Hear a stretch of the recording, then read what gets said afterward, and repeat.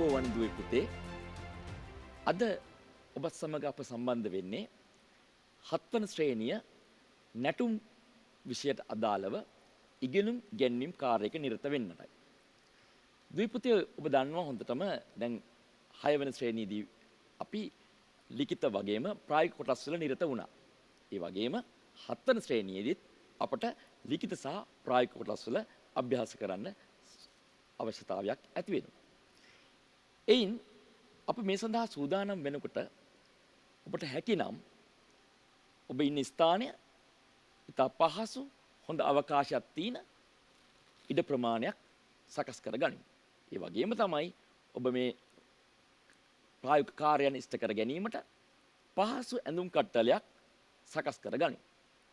එවිට අපේ මේ ඉගෙනුම් ඉගැන්වීම් කාර්යය එහෙම නැත්නම් මේ ප්‍රායෝගික පාඩම ඉතා හොඳින් අධ්‍යයනය කරන්න අපට හැකියාව ලැබෙනවා.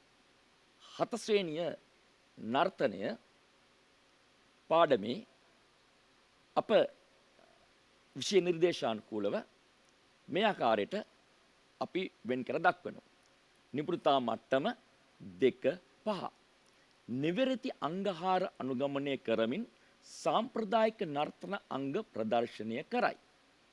ක්‍රියාකාරකම 2 5 2 වන්නම් ගයමින් නටමු.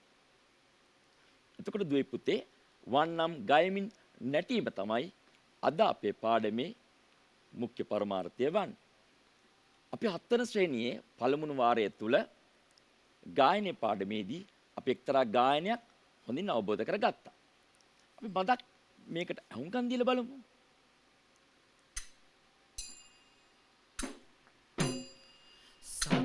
වෙත් මහත් අදරලත් යුත් සිදත් කුමරුගත් සිත් තොසත් පැවිදි අංගා අන්න කරන චන්නයන කන්තකය අසුගෙනෙන එන එදින අසුගේ පිට හොඳයි දුවේ පුතේ මම හිතනවා ඔබ හොඳින් සවන් දෙන්න ඇති. ඒ වගේම ඔබගේ මතකය අවදි වන්නත් ඇති. ඔය ගායනය ඇහෙනකොට ඔබට මොකද්ද මතක් වුනේ? ඔය ගායනය යොදාගත් අවස්ථාව, ඔය ගායනය යොදාගත් පාඩම. ඔය ගායනය වන්නම් ගායනයක්. මොකද්ද වන්නම? තුරගා වන්නම. තුරගා වන්නමේ තමයි පුතේ සත්වෙත් මහත් අඳර ලත්තුත් සිදත් කුමරු කියලා ගායනය අපි පුරුදු පුහුණු වුණේ. එම ගායනය ගායනා කරමින් නර්තනය කිරීම තමයි අද අපි පාඩමෙන් ඔබට ඉදිරිපත් කරන්නේ. තුරගා වන්නම ගයමින් නටුම යන මාතෘකාව තුල මේ පාඩම අවසානයේදී ඔබෙන් බලාපොරොත්තු වන ඉගෙනුම් පළවන්නේ තුරගා වන්නමට අදාළ පද තාල තබමින් කියයි.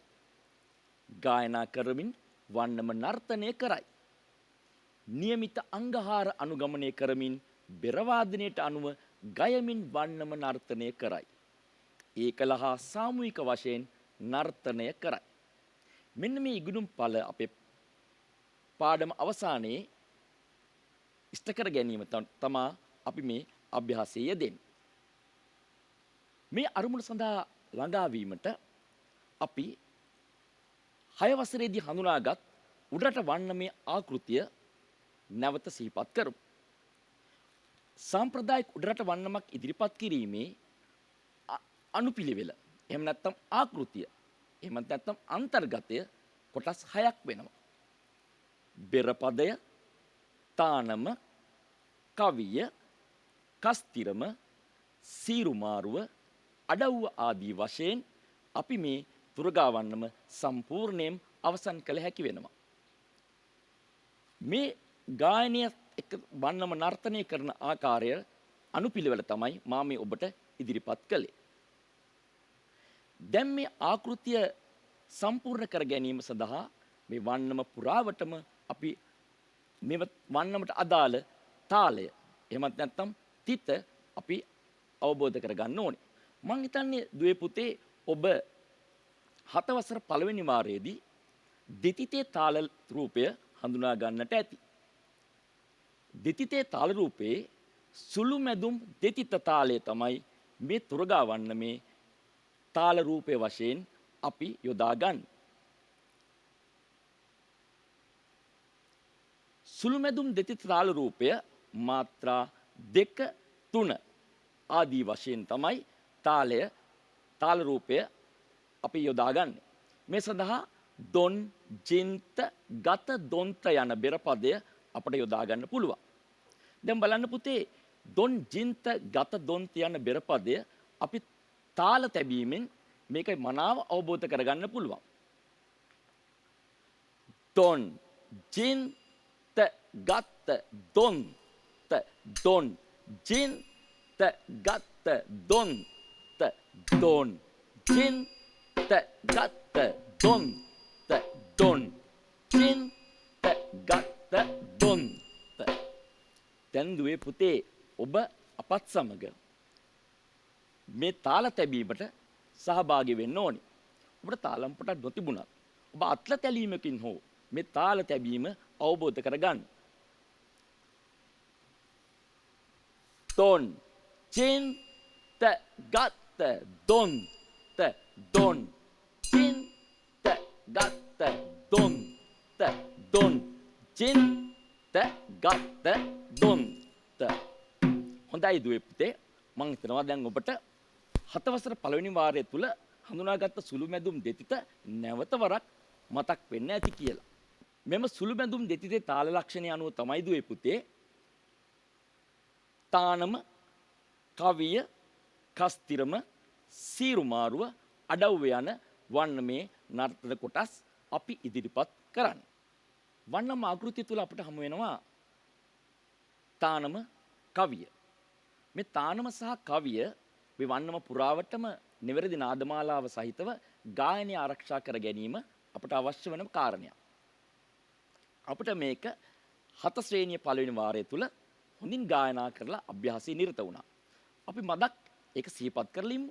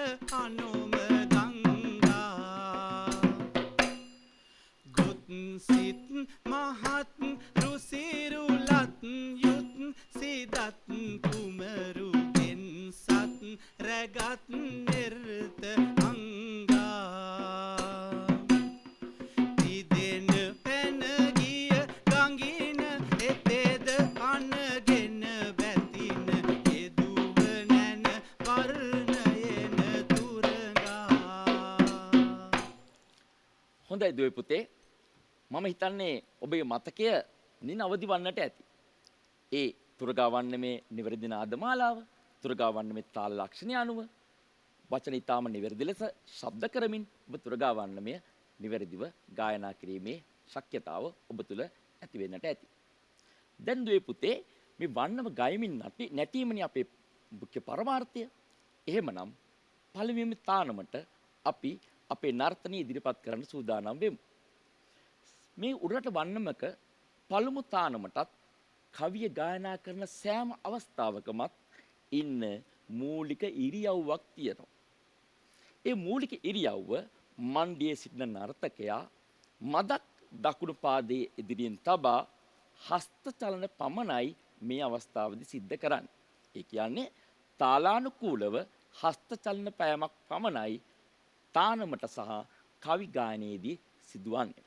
මෙන්න මේ ආකාරයට තමයි අපි මේ පාදය ඉදිරියෙන් තබා එහෙම නැත්නම් ගී මණ්ඩියට අනුව මේ තානම ඉදිරිපත් කරන්න සූදානම් වන්නේ. මෙහෙම මණ්ඩියට ඉන්න නර්තකයා පළමුව දකුණු පාදය පෙරට තැබීමක් සිදු කරනවා. ඉන් අනතුරුව හස්ත චලනය ඉදිරියටත් මණ්ඩියටත් දකුණු පැත්තටත් වමටත් ආදී වශයෙන් තාලානුකූලව චලනය කිරීම තමයි මේ අවස්ථාවේදී සිද්ධ වන්නේ. අපි තාලානුකූලව මේ හස්ත චලනය අභ්‍යාස කරමු.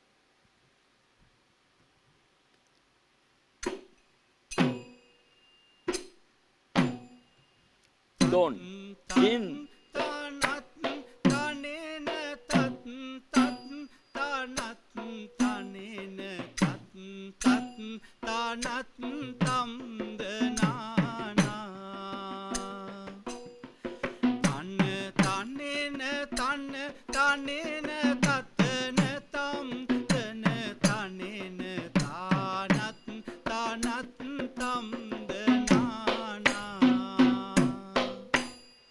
ඔබ හොඳින් නිරීක්ෂණය කළා නම් මේ තානම අවසාන වෙන අවස්ථාවේදී නැවතත් පෙර මණ්ඩියට පැමිණීමක් සිද්ධ කරනවා.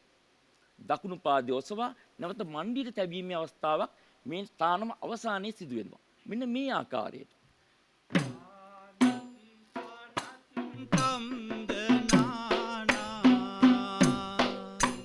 දැන් පුතේ අපේ නර්තනයේ පළවෙනි තානම අවස්ථාවට හස්ත චලන තාලානුකූල ඉදිරිපත් කළා. දැන් අවස්ථාව අලංකාර පදයක් නර්තනය කිරීමයි. මේ නර්තන අවස්ථාවට අපිට පුළුවන් නම් හත්වන ශ්‍රේණිය ඔබ උගත් අලංකාර පද නර්තනය මේ සඳහා උපයෝගී කරගන්න පුළුවන්. අපි මේ වගේ පාඩමක් හත ශ්‍රේණිය පළවෙනි වාරය තුල හඳුනාගත්තා. මං හිතන්නේ තාල රූපය සුළු මැදුම් දෙතිත තාල ලක්ෂණය තමයි ඒ අලංකාර පදය අපි නිර්මාණය කරගත්තේ. නර්තන පද නිර්මාණය සඳහා නැත්නම් නර්තන පද යොදා ගැනීමේදී ඒ පාඩමේ පදයක් අපිට මේ සඳහා උපයෝගී කරගන්නත් පුළුවන්. ඒ වගේම තමයි දුවේ පුතේ අපි මේ වෙන විට ගොඩ සරඹ 4ක් අභ්‍යාස කරලා තියෙනවා. අඩිය, දෑඩිය, තුන් අඩිය, සිව් අඩිය.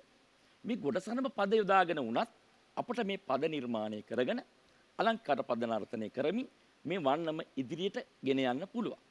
ඒ තානම ගායනා කරන හැම අවස්ථාවකම නර්තන පදයක් යොදා ගන්නවා. දැන් බලමු දුවේ පුතේ අපි පළවෙනි තානමටම ඒ කියන්නේ නර්තනය සඳහා යොදා ගන්නා ගායනයට අපි මේ පදේ යොදාගන්නේ කොහොමද කියලා.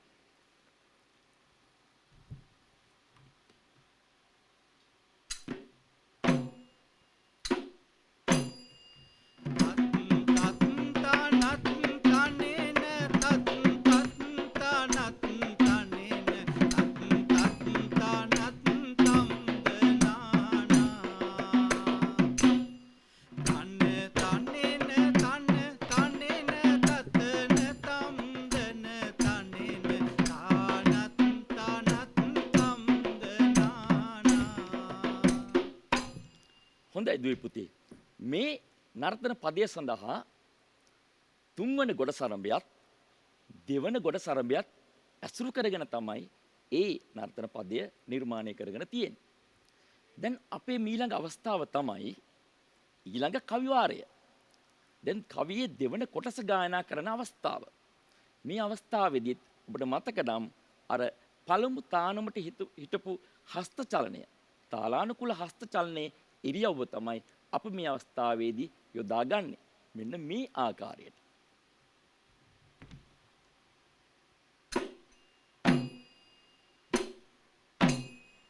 සත්වෙත් මහත් අදරලත් යුත් සිදත් කුමරු යත් සිත් තෝ සත් පැවිදි අංගා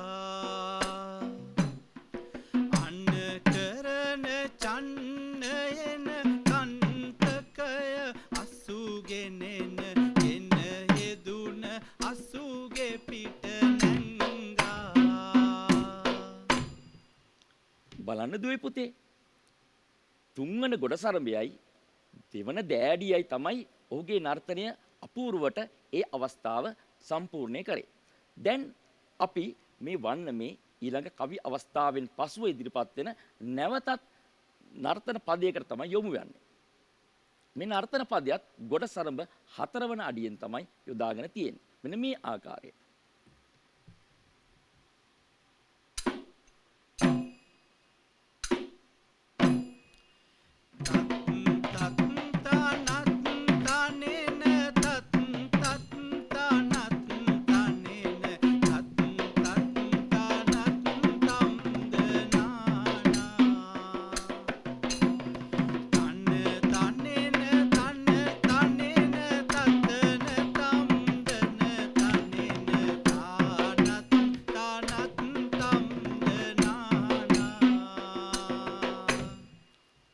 නර්තන පදය උපයෝගය කරගත්තේ 4 වන ගොඩසරඹය.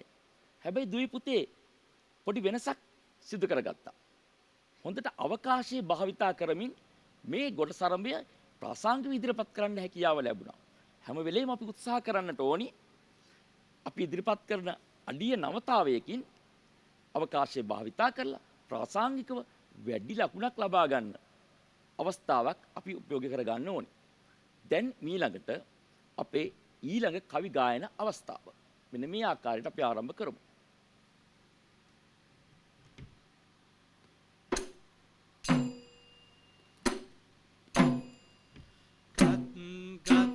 පායත් අසුගේ ශබ්දත් පසත් සුරිඳු යන්නෙන් තොසින් පිදෙන සමගා යන්න යන්නෙන කල පිදෙන කෙතැන තැන පසුව දැන කං තෙරට පත් පුනිය එමගා. හොඳයි දුවේ පුතේ.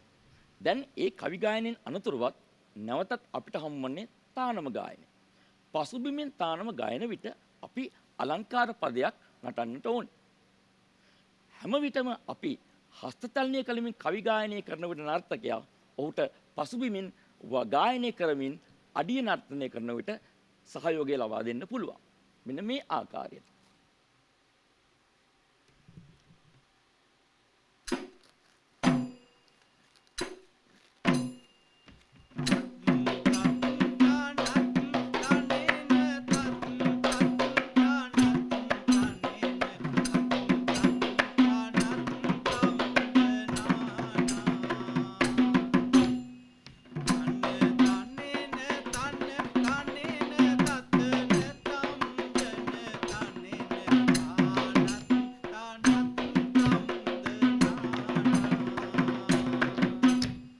හොඳයි දුවේ පුතේ.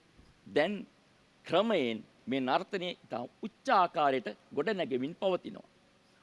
ඔව් දැන් ක්‍රමයෙන් සරල අඩියේ සිට සංකීර්ණ පද මාත්‍රා සඳහා යොදාගෙන තියෙනවා.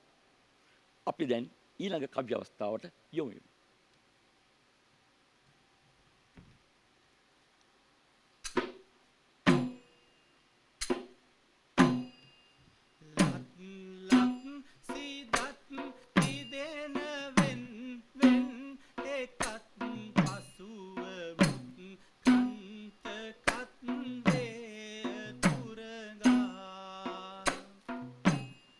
සිතු අතුනගෙන වහන චන්න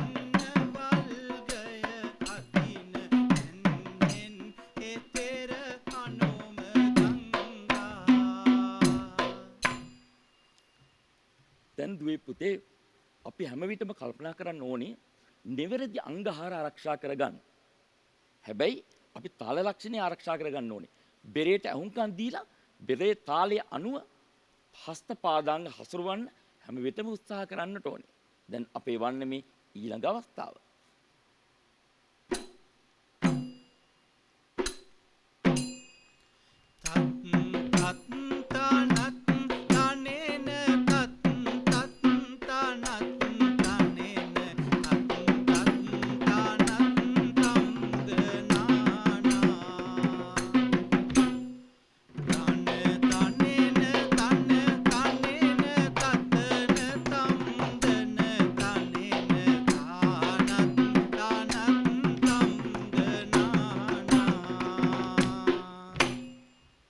නර්තකයා තමන්ගේ කුසලතාවයන් ක්‍රමයෙන් වැඩි දියුණු කරගෙන තියෙනවා. ඔහු ඉහළ පැනීම්, අවකාශය භාවිතා කරමින් නර්තන පද යොදා ගැනීම ආදී වශයෙන් ඔහුගේ කුසලතාවය මේ අවස්ථාවේ නිරූපණය කරන්න මේ හොඳ අවස්ථාවක් කරගෙන තියෙනවා. හැම විටම අපි යොදා ගන්නා අලංකාර පදවල එවැනි අවස්ථා යොදා ගැනීමෙන් ඔබට මේ පිළිබඳ හොඳ ශක්්‍යතාවයක් ඇති කරගන්න පුළුවන්. දැන් අපි ඊළඟ ගායන අවස්ථාව.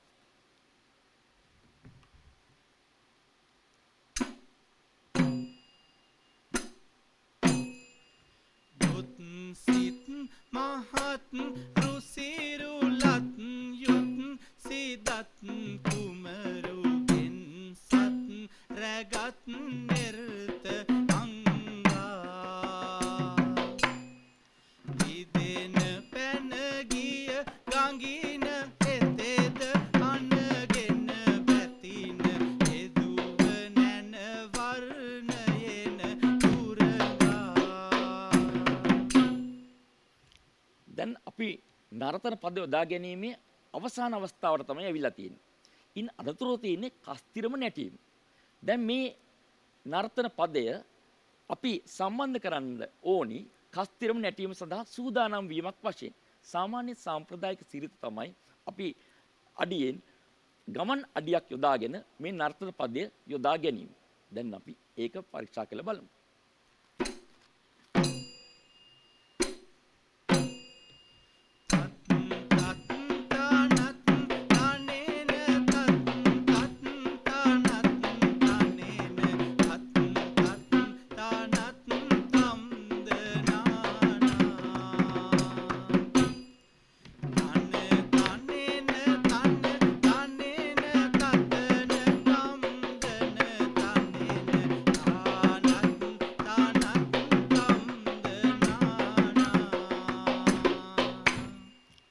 නර්තකයා සූදානම් වුණේ කස්තිරම නටන්න.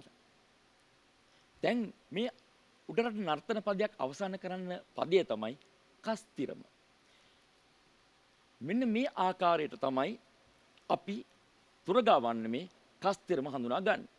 මේ කස්තිරමත් දුවේ පුතේ සුළු මැදුම් දෙතිතේ තාල ලක්ෂණයට අපි පදේ කියන්න උත්සාහ කරමු. කුන්ද ගජිත කුන්ද ගජිත කුන්ද ගජිත කුන්දතා කුන්දතා කුන්ද ගජිත කුන්දතා කුන්ද ගජිත කුන්දතා කුන්දතා කුන්දතා කුන්ද ගජිත කුන්ද ගජිත කුන්ද ගජිත කුන්දතා. මෙන්න මේ ආකාරයට අපි තාල තියමු.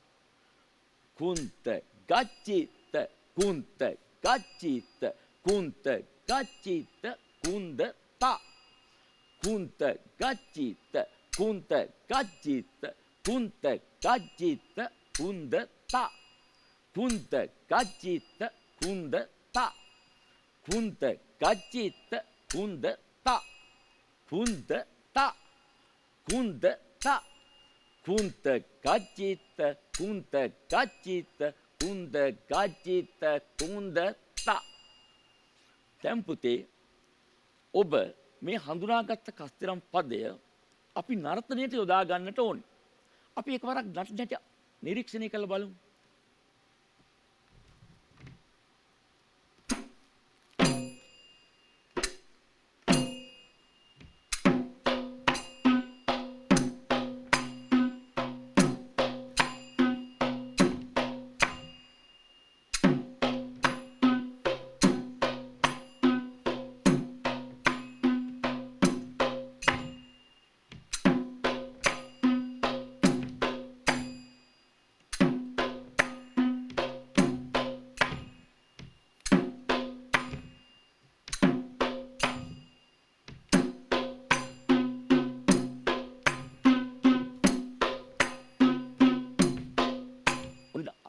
ආකාරයටයි තුරගාවන්න සම්පූර්ණයෙන් කස්තිරම අපි නටීම ඉදිරිපත් කරන්නේ. අපි යෝග ක්‍රමෙන් අභ්‍යාසයට යොදාගමු මෙන්න මේ ආකාරයට. දකුණු කකුල උස්සා මණ්ඩියට 3ක් තබා ඒ දකුණු අන්තය අවසන් කරනවා මෙන්න මේ ආකාරයට. කුන්ත ගච්ඡිත කුන්ත ගච්ඡිත කුන්ත ගච්ඡිත කුන්ද තා ද්වීපුතේ ඔය ආකාරයටමයි වම් පාදයට ඔසවා මණ්ඩියට තබන්නේ. කුන්ත ගච්ඡිත කුන්ත ගච්ඡිත කුන්ත ගච්ඡිත කුන්ද තා මේ අන්ත දෙක ක්‍රමයෙන් අපි අඩු කරගෙන ඉදිරියට යනවා. කුන්ත ගච්ඡිත කුන්ද තා කුන්ත ගච්ඡිත කුන්ද තා දැන් මේ ආකාරයට අපිට කස්තිරම අවසන් කරන්න පුළුවන්. කුන්ද තා කුන්ත ගච්ඡිත කුන්ත ගච්ඡිත කුන්ත ගච්ඡිත කුන්ද තා දැන් දුවේ පුතේ නිවැරදි හස්තපාදාංග හසුරවමින් පද පහත්ය ආරක්ෂා කරගනිමින් මේ කස්තිරම නැටීම සිදු වෙනවා. දැන් අපි බේර වාදනය අනුව සම්පූර්ණයෙන්ම මේ කස්තිරම නටමු.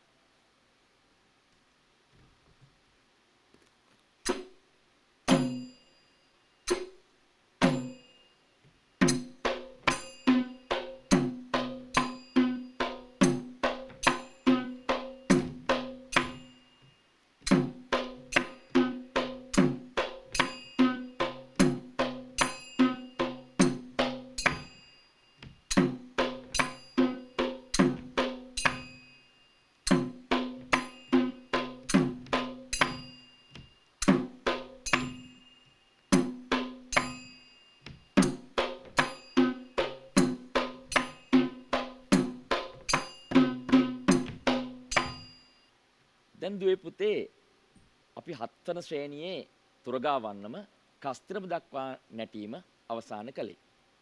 මේ තුරගාවන්නම කස්තිරම දක්වා නැටීමේදී සාම්ප්‍රදායික ලක්ෂණ ආරක්ෂා කර ගැනීමත්, තාලාබෝධය තබා ගැනීමත්, නිවැරදි අංගහාර ආරක්ෂා කර ගැනීමෙන් නර්තන ඉදිරිපත් කිරීමත්, විශේෂයෙන්ම ගායනය කරමින් නැටීමත් අපි මේ වන්නම පුරාවටම ඔබෙන් බලාපොරොත්තු වෙන දෙයක්. මේ කුසලතාවය ඇති වෙන තරමට අපේ නර්තනයේ වන්නම ඉදිරිපත් කිරීම ඉතාම සාර්ථක වෙනවා. දැන් ඒ නිසා දුවේ පුතේ ඔබ අපත් සමග සම්බන්ධ වෙලා මේ වන්නම මුල සිටන් කස්තිරම දක්වා අවසාන වන තෙක් නර්තනය කරන්න සූදානම් වෙමු. ඔබට පසුබිම් ලැබෙන බෙර වාදනය, ගායනයත් ඔබට හවුල් වෙනකොට ඔබේ නර්තනය ඉතා නොනවත්වාම ඉදිරියට කරගෙන යාමට ඔබට ශක්තියක් ධෛර්යයක් ලැබෙනවා. ඒ තුලින් ඔබේ කුසලතාවය වර්ධනය කරන්න හැකියාව ලැබෙනවා. දැන් එහෙනම් දුවේ පුතේ අපි තානමේ සිට අවසාන කවියෙන් තානම අවසන් වී කස්තිරම දක්වා මේ වන්නම නර්තනය කරමු. දැන් අපි නැටීමට සූදානම් වෙමු.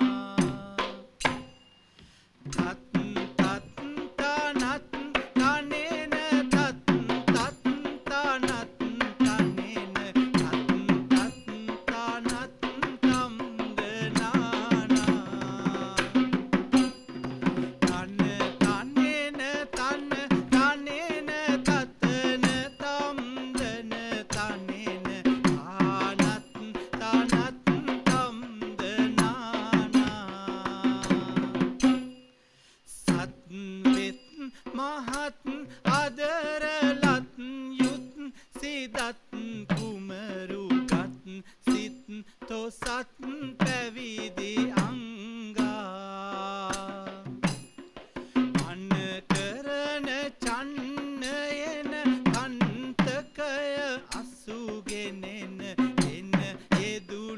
අසුගේ පිට නැංගා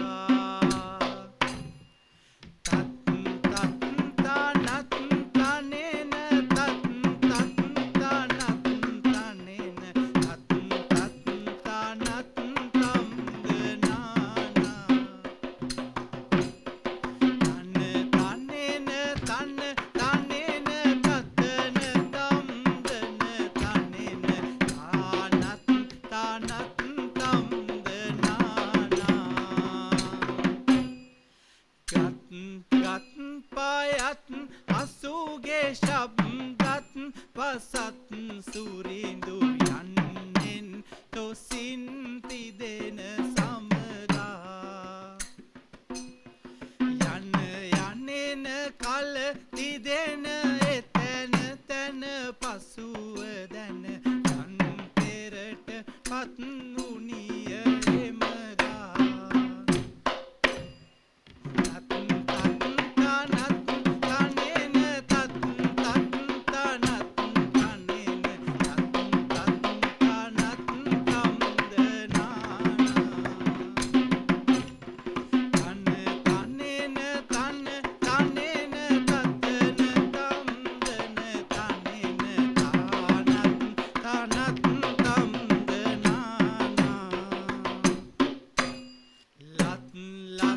සිදත් තිදෙන වෙන් එකත් පසුව මුත් කන්ත පත්වේ තුරගා සිදු අතුනගෙන වහන චන්න වල්ගය අතින පැන්නෙන් එතෙර අනුම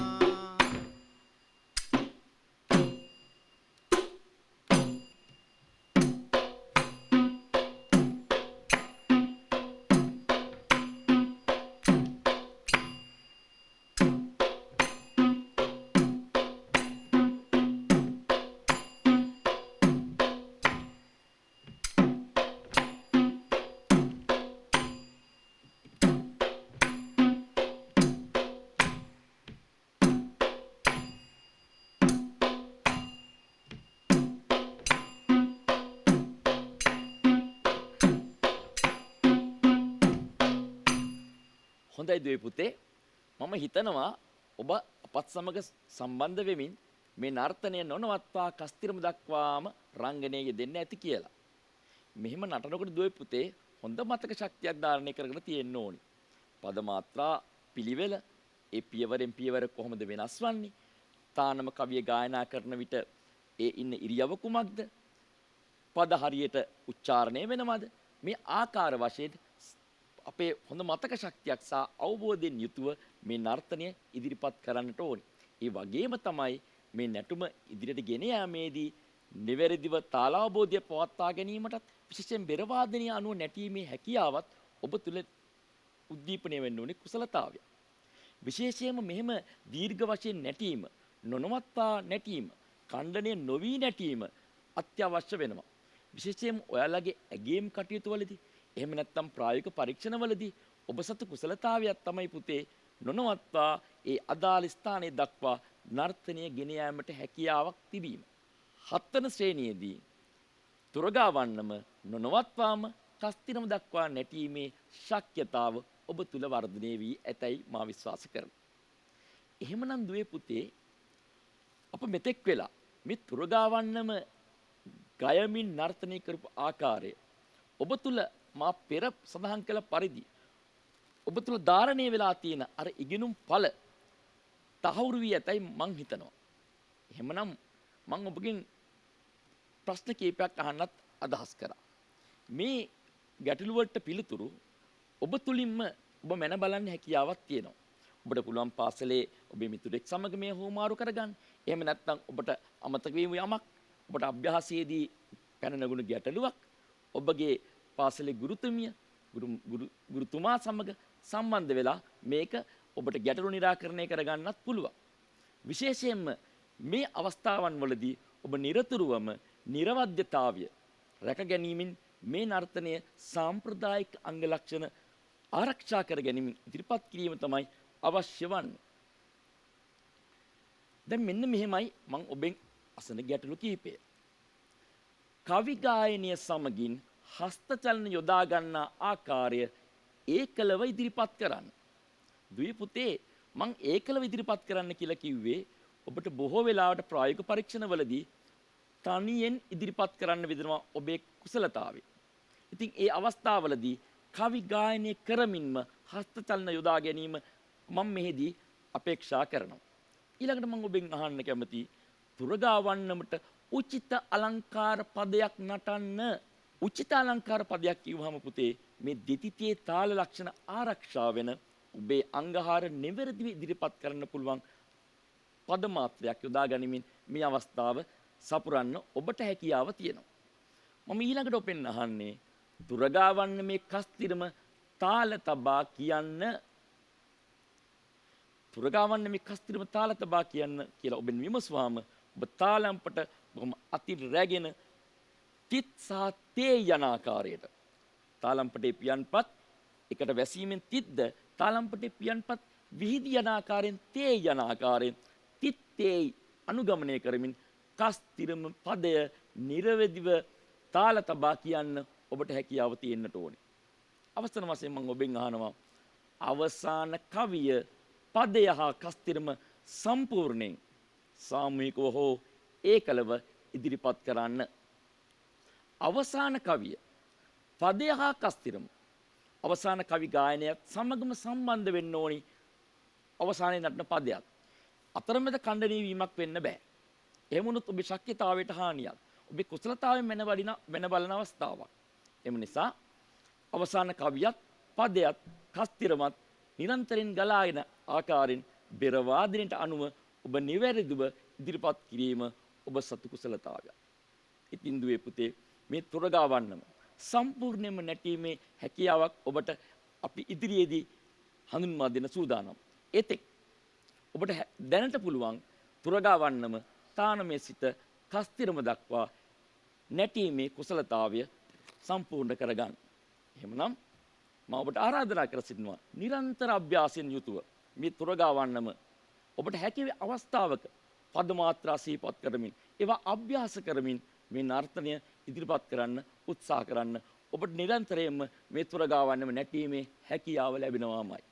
ප්‍රායෝගික ක්‍රියාකාරකම් වලදී නිරන්තර සතත අභ්‍යාසයේ යෙදීම සඳහා ඔබට මහඟු අවස්ථාවක් දැන් උදා වෙලා තිබෙනවා.